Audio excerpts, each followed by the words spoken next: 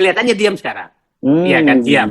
Nah, jadi saya melihat bahwa ini sedang proses bahwa memang bangsa ini harus mengakhiri skenario besar dinasti Jokowi menghancurkan bangsa. Itu saya pikir itu yang harus ada di otak Prabowo. Nah, sekarang pertanyaannya begini sekarang. Orang menyatakan terus bahwa Pak Prabowo kemungkinan besar tidak melakukan itu karena ada Ada Sandra. tersandra atau ada EU pakeu, ada jasa Jokowi sehingga dia jadi presiden.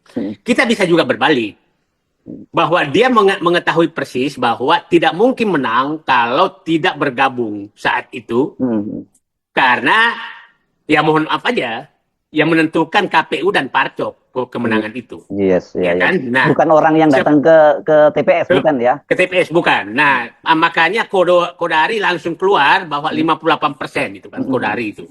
Kodari. Nah, mungkin itu bocoran dari KPU dan Parcok, kira-kira begitu. Nah, saya mengharap yang terjadi itu adalah bahwa Pak Prabowo menganggap kalau tidak memegang setir mobil, maka dia tidak bisa mengarahkan mobil itu. Maka yang penting ambil dulu setirnya, baru dia arahkan. Siapa tahu itu yang terjadi sekarang. Setirnya sudah dia pegang.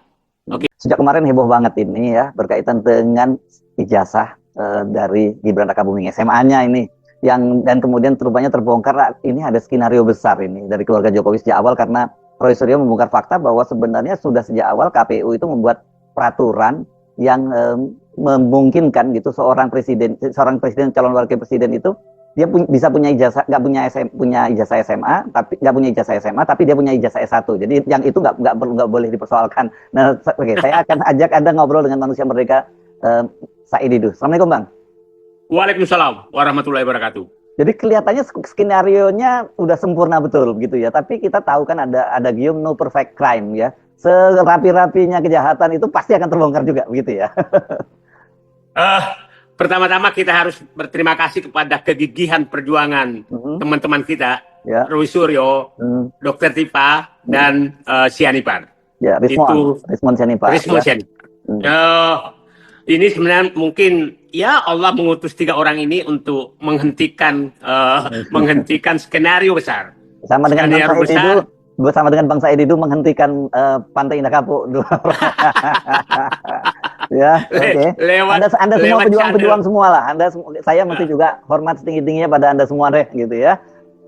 Dan lewat channel Hersul Ma'arif untuk mengedarkan semua. Ya, oke. Jadi lanjut kita ngomongin soal yang tadi. Jadi kita harus cerahkan publik bagaimana skenario ini terjadi. Kita tidak membahas lagi yang dibahas oleh teman-teman LRT. Ya. Itu Rio Suryo, Ramson sama Rismon sama Dr. Tipa. Ya. Kita melihat begini, ini memang betul-betul ada skenario yang sangat besar yang dilakukan oleh dinasti Jokowi, yang saya menduga memang ada rencana untuk menghancurkan bangsa ke depan, karena moral yang dirusak. Nah, kita lihat, ini mulai 2019, pengesahan pernyataan ijazah 2019 ya. Ya, tanggal 8 Agustus. Itu 8 Agustus. Ya, 8 Agustus 2019. Yes. Itu penyetaraan ijazah kursus. UTS oleh Kemdikbud dari pusat itu. Ya. Nah, terhadap ijazah terhadap Gibran 2019. Yes. Nah, sepertinya di situ dia sudah ketahuan bahwa ini harus ada skenario ke depan agar Gibran bisa lolos ke berikutnya. Ya, ya. Capres-cawapres. Nah, 2019 ini untuk Solo dulu ya, untuk pilkada Solo. Dulu, ya? Untuk Solo. Ya. Nah, di situ dia masuk jebakan sehingga dia harus merekayasa. Apa yang terjadi? Kita lihat langsung dibikin peraturan KPU 9 Oktober 2023. Ya, nomor 19. Duluan dari keputusan MK. Yes. Nah, inti daripada keputusan KPU itu menyatakan bahwa apabila sudah ada pernyataan bahwa dia punya ijazah S1 luar negeri, maka tidak dibutuhkan lagi bukti ijazah SMA dalam negeri. Itu kan inti dari PKPU. Kira-kira ya. Bunyinya ya kira-kira seperti itu ya. Karena ingin menutupi yang 2019 tadi. Ya. Penyetaraan yang tidak setara gitu. Yang tidak sah. Nah, terus jadi dia amankan dulu ijazahnya. amankan dulu ijazahnya Gibran lewat keputusan KPU 9 Oktober 2023. Yes. Nah, baru mengamankan. Setelah itu aman, maka disuruhlah bergerak untuk bagaimana Gibran menjadi calon wakil presiden atau calon presiden dengan melanggar umur. Itu Ingat? memang Mahkamah Konstitusi ya berarti ya? Mahkamah Konstitusi. Ingat, berbagai usulan tentang itu berkali-kali dilakukan dan selalu ditolak oleh MK. Oke? Tahu-tahu datanglah mahasiswa dari Solo mengusulkan mengusulkan hari libur loh, hari libur dan diterima.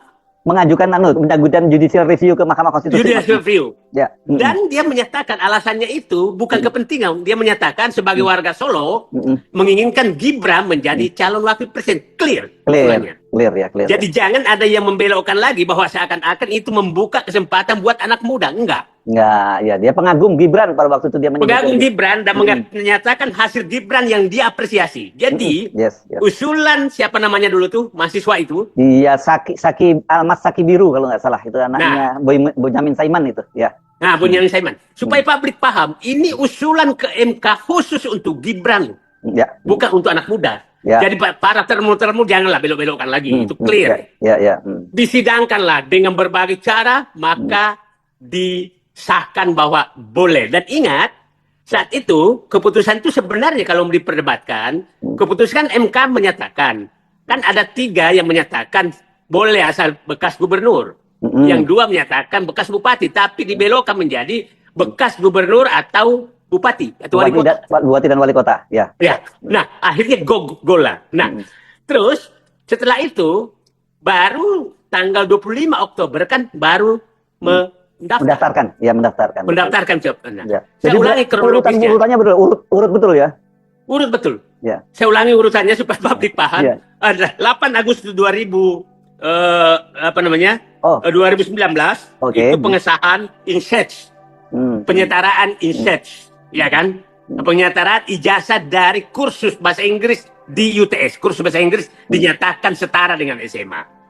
Oke? Setelah itu muncul peraturan KPU tanggal 9 Oktober bahwa kalau sudah pernah dapat ijazah luar negeri S1, maka dia dianggap tidak perlu lagi membuktikan ijazah SMA-nya. Yes, oke. Baru masuk MK, baru mendaftar. Nah, ya, urut bener ya. Skenario luar biasanya, top ya. Nah, yang menarik lagi Bung Hersu, tanggal 1 Oktober 2025 itu Kompas, baru kali ini Kompas yang kita tahu bahwa media yang sangat kredibel selama ini, tahu-tahu memunculkan berita bahwa Gibran lulus di MDIS Singapura. Artinya nggak perlu dipersoalkan lagi dong gitu ya. Artinya ijazah SMA-nya nggak perlu dipersoalkan lagi kalau nggak perlu dipersoalkan lagi sesuai dengan keputusan KPU. Iya. Nah, oke. Jadi dia, Kompas. Nah, kalau sudah Kompas operasi, artinya ada operasi besar. Ya. Kompas bersama Singapura. Ya. Jadi ada operasi besar yang dilakukan oleh Kompas dan kawan-kawan untuk menutupi Gibran. Ya. Karena sumbernya nggak jelas saat itu. Iya, betul. Ya. Nggak ada sumbernya. Ya. Dikutip oleh semua media. Diglorifikasi. Oke? Nah, diglorifikasi bahwa Gibran memang lulusan S1. Tanpa sumber yang jelas. Untuk menutupi PKPU tadi. Nah, terus, karena mulai terbuka, maka KPU 25 Agustus 2025 kan pernah membuat aturan untuk menutup semua informasi publik terkait dengan pencalonan presiden. Itu keputusan nomor 731 tahun 2025, Bang. Yang 2025. 16 dokumen ya. 16 dokumen. Nah, itu untuk menutupi. Nah, tapi publik bergerak, maka dia dibuka lagi. Nah, setelah dibuka itulah Rismond, Roy Suryo, dan Dr. Tifa masuk ke dalam. Ya. Terbukalah semua sekarang bahwa memang penuh rekayasa. Rekayasa dan sepertinya sudah tidak bisa ditutupi lagi. Sudah bisa tidak ditutupi lagi. Nah, saya berharap bahwa bangsa ini harus mengakhiri skenario besar dinasti Jokowi merusak bangsa Indonesia. Yes, oke. Itu Bang Hen. Ya, sebelum ke situ, saya akan sedikit tambahkan sedikit. Akhirnya ada itu sumbernya dari MDIS. Memang dimuat di websitenya ada penjelasan dari manajer PR dari MDIS, namanya Gabriel Tan, bahwa memang Gibran itu lulusan dari sana. Tapi memang waktu itu Kompas sama sekali tidak mengutip narasumber, cuman MDIS saja. Betul itu, seperti itu gitu. Ya, ya. Baru belakangan dia mengutipnya setelah rame itu, baru kemudian belakangan muncul itu kutipan dari MDIS. Oke, itu supaya kita proporsional juga ya menjelaskannya, Bang ya. Oke. Ya. Nah, sekarang kita maju. Nah, kalau begini berarti memang ini betul-betul seperti kita sebut tadi sudah di apa yang membuat rencana itu luar biasa ya. Dia mudah menghitung lubang-lubang yang akan terjadi, tapi yang nggak bisa dia tutupi SMA-nya ini yang jadi persoalan kan gitu ya. Ya. Nah, dan kita lihat sekarang begini. Presiden Joko Widodo 2 kali loh membuat ancaman tanda kutip ke Prabowo. Oke. Untuk mengamankan dirinya dan dinastinya, terutama Gibran. Oke. Yang mana nih? Yang dia menyatakan waktu ijazah Gibran mulai kencang, mulai kencang, pemaksulan langsung menyatakan ini adalah satu paket. Oh, maksudnya jangan macam-macam ya. Lu kalau jangan macam-macam. Kalau Gibran dimakzulkan, gua tarik lu, atau orang Jawa bilangnya tiji tibeh ini, Bang. Mati siji, mati kabeh. Nah, mati satu, mati semua itu. Nah, itu. Itu ancaman pertama. Oke. Ancaman kedua, dia akan menyatakan, saya sudah perintahkan relawan-relawan untuk mendukung Prabowo Gibran 2029. Ya, 2 periode ya. 2 periode. Dan dia sudah menyatakan lagi yang ketiga, saya memang mengharapkan Gibran sampai 2034. Oh iya? Ya. Oh, oke. Saya malah belum tahu itu. Kita tunggu, mungkin siapa tahu menyatakan setelah Gibran adalah cucu saya, Jan Etes. Oke, saya ketawa tapi saya jadi mikir jangan-jangan soalnya Gibran dulu juga ngomongnya dia nggak mikir politik kan gitu ya. Gibran Kaisang nggak mikir politik ya. Ya. Karena Jan Etes siapa tahu nanti umur juga diubah. Supaya calon presiden umur 20 tahun lalu, Jan Etes 20 tahun lagi.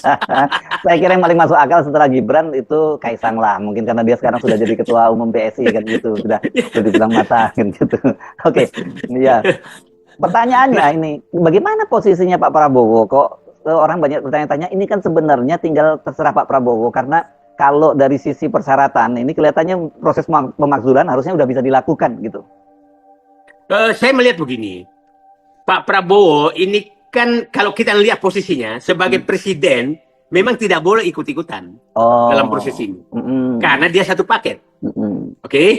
Tapi kita lihat ya, kita orang Indonesia paham betul. Kalau tidak ada sinyal dari atas, tidak mungkin KPU itu mencabut larangan. Oke. Ya. Tidak mungkin juga KPU sekarang mengeluarkan semua, mulai KPU pusat, KPU DKI Jakarta, kemudian kemungkinan KPU Solo kemarin mengeluarkan juga, kalau saya dapat informasi bahwa pada saat mendaftar di Solo, Jokowi itu pakai STIE gitu kan. Oh, ada kabar itu lagi? Ada kabar itu. Tapi belum STI. Belum makanya munculkan Trandes Insinyur gitu kan. Belum terverifikasi tapi ya infonya. Belum terverifikasi, dapat info gitu. Nah, terbukanya KPU sekarang, kita paham bahwa kalau tidak ada sinyal itu biasanya tidak seperti itu. Itu yang pertama. Yang kedua, berhentinya, mandeknya proses di kepolisian terhadap ijazah palsu. Yang di Polda Metro Jaya maksudnya? Polda Metro Jaya, itu pasti kemungkinan besar juga sinyal. Nah, kalau sudah ada sinyal begini, saya memandangnya bahwa Pak Prabowo itu sepertinya karena posisinya presiden tidak boleh ikutan dong dalam proses. Tapi kalau masyarakat melakukan silakan saja. Nah, saya membacanya seperti itu karena tidak ada larangan sama sekali, tidak ada juga teguran sama sekali tentang apa namanya. Pernah yang biasanya agak genit ini kan kalau kita lihat adalah Ketua Komisi 3 dari Gerindra, Wakil Ketua Komisi 3 Habibur Rahman. Ketua sekarang, Bang. Dia udah jadi ketua.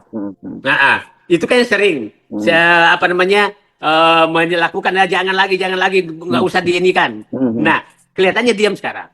Iya kan, diam. Nah, jadi saya melihat bahwa ini sedang proses bahwa memang bangsa ini harus mengakhiri skenario besar dinasti Jokowi menghancurkan bangsa. Itu saya pikir itu yang harus ada di otak Prabowo. Nah, sekarang pertanyaannya begini sekarang. Orang menyatakan terus bahwa Pak Prabowo kemungkinan besar tidak melakukan itu karena ada Sandra, ada Sandra. tersandra atau ada EU pakeu, ada jasa Jokowi sehingga dia jadi presiden.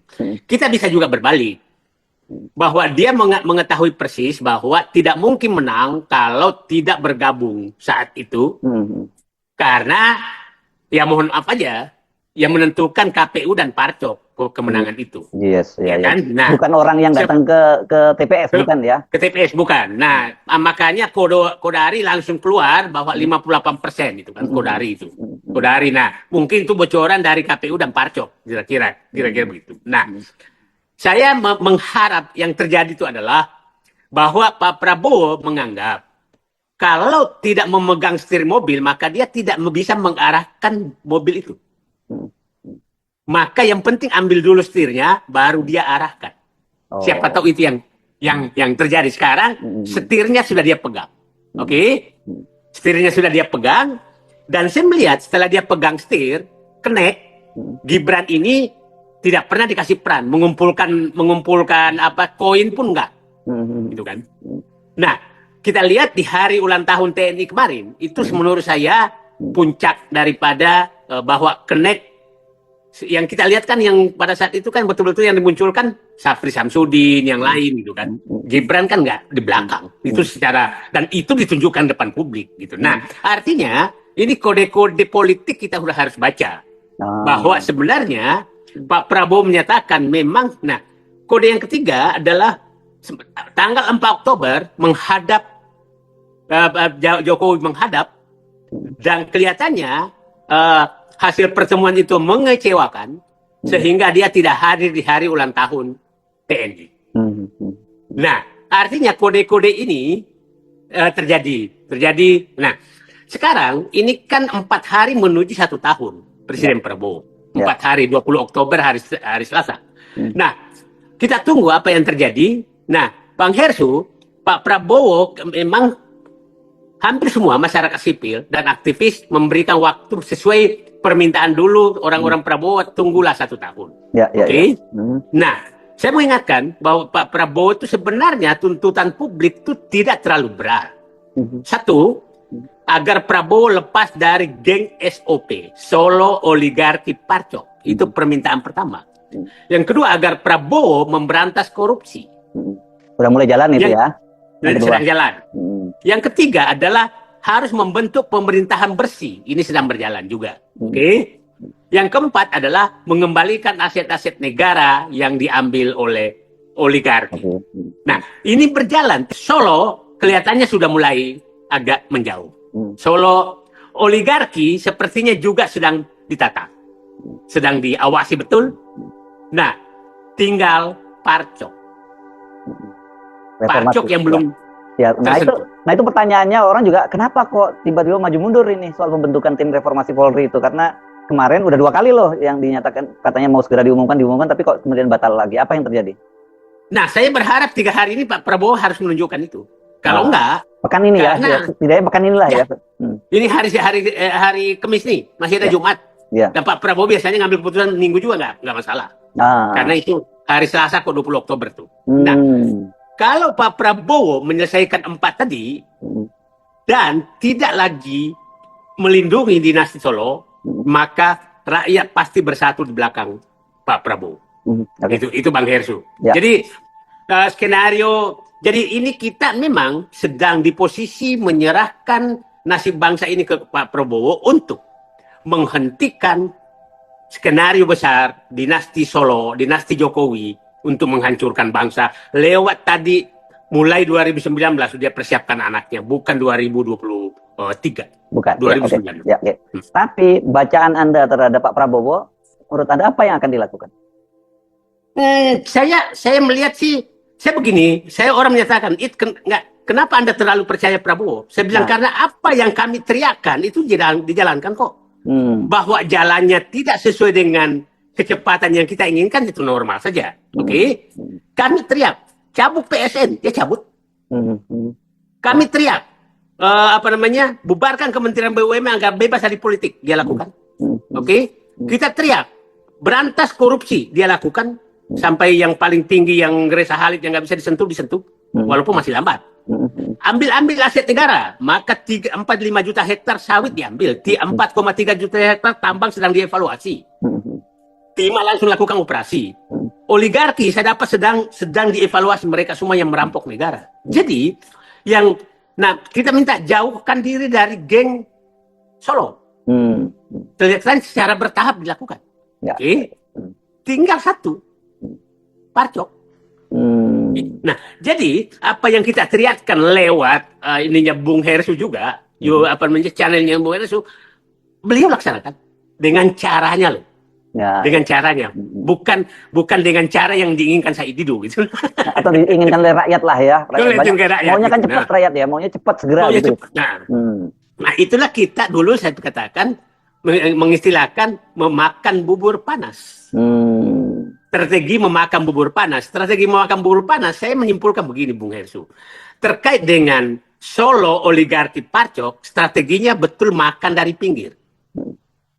Tapi pemberantasan korupsi, pengambilan aset negara, penertiban oligarki itu dari tengah sekaligus. Oh, dari panas-panas ditimpe aja gitu. Panas-panasnya. Karena dia sudah memperbanyak sendoknya. Ada Safri Samsudin, ada Jamari Caniago, ada Purbaya sekarang gitu kan. Nah, ada Rosan. Itu sendok memakan dari tengah itu ada. Itu kira-kira yang terjadi. Nah, dan saya berharap bahwa 4 hari menuju 1 tahun ini di kepala Pak Presiden Prabowo harus membaca tadi bagaimana skenario Joko Widodo mulai mempersiapkan dinastinya dengan mengubah-ubah aturan, mulai mempersiapkan aturan sebelum itu terjadi. Dan kita harus tahu bahwa ini ada skenario besar. Kenapa begini, Mas Bang Hersu? Kalau media setingkat Kompas sudah bergerak, terus didukung oleh Singapura, artinya ada yang sedang mengatur skenario ini. Dan ingat, orang yang mengatur politiknya PSI itu tinggal di Singapura. Oh, oke. Ya. Nah, itu fakta semua. Jadi jangan sampai sebenarnya. Bukan kata orang Jawa ini otak-atik gatuk. Jadi abang mengotak-atik yang enggak ya, ini fakta ya, yang abang maksud. Fakta bukan. Okay. Harus berpikir sekarang bahwa sebenarnya siapa tahu memang dan oligarki ada di Singapura semua. Bermarkasnya di Singapura. Siapa tahu markasnya dinasti Solo ini memang markasnya di Singapura. Oh, oke. Uju-uju MDIS menjelaskan yang bukan sekolah. Bukan sekolah kan, itu hanya kampus yang pasang bendera. Nah, ini bukan ini. Jadi siapa tahu itu yang terjadi. Siapa tahu itu yang terjadi bahwa memang markas daripada operasional pelanggengan atau inginnya dinasti Solo yang bisa dikendalikan oleh oligarki memang bermarkas di Singapura. Oke, yes. Baik, Bang Said Didu, mudah-mudahan tadi yang Anda sampaikan itu semua terwujud, itu semua benar adanya gitu ya. Ya, karena kalau enggak nanti Anda dianggap ngeprank loh Anda ini nanti. Nah, saya kan gini Bang Hersu. Ya. Setiap saat kalau dia ini saya teriak lagi. Contoh kemarin waktu lambat sekali membentuk tim reformasi Polri, saya kan menyatakan Pak Prabowo jangan sampai kaget kalau Gibran membentuk tim revitalisasi Parcok. Karena kecewa saya. Itu aja. Oke. Saya paham posisi Anda ketika teriak keras pada Pak Prabowo, tapi Anda termasuk orang yang yakin Pak Prabowo akan melakukan langkah-langkah yang terbaik buat bangsa ini. Anda juga termasuk di barisan itu juga kan gitu ya? Ya. Saya mengawasi aja terus. Karena saya menganggap ada kok kemajuan gitu. Oke. Baik. Bang Said Didu, sampai ketemu lagi insya Allah. Assalamualaikum warahmatullahi wabarakatuh.